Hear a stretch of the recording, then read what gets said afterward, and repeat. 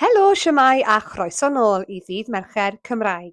Hello, shwmae and welcome back to Welsh Wednesdays.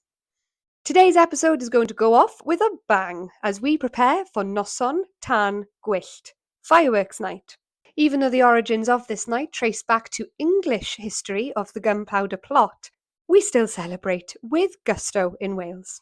Today I am going to teach you some Welsh words that you can use at your NOSON TAN GWYLLT. Barod?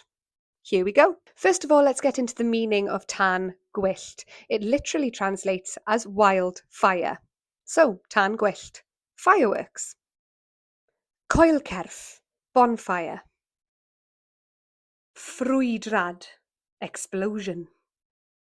Dillad, twym, warm clothing. Arddangosfa, display. Synau Uchel, loud noises. Lliwiau, pert, pretty colours. Danteithion, sweet treats. Diogelwch, safety. Join us again next week for another episode. You can also catch us now on YouTube. Just head to Itec Skills YouTube channel. Hwyl am y tro. Goodbye for now.